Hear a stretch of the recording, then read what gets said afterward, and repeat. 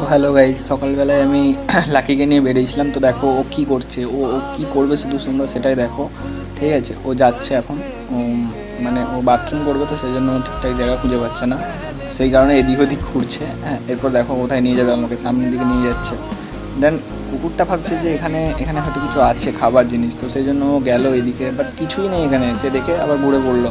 দেন দেন সোজাই যাচ্ছে, কিছুক্ষণ পর যাওয়ার পর দাঁড়িয়ে পড়লো হঠাৎ করে। আমি ভাবলাম এখানে আবার কি আছে, তারপর দেখলাম এখানে কিছুই নেই, ও কিছুই খুঁজছে না, জাস্ট এখানে ও নর্মালি মুখ ঢোকাচ্ছে, হয়তো খাবার জিনিস খুঁজছে না কি খুঁজছে আমি বুঝতে পারছি না, কিন্তু এখানে যে কেন ঢুকলো আর হঠাৎ কেন যে বেরিয়ে চলে এলো আমি সেটা বুঝতে পারলাম না।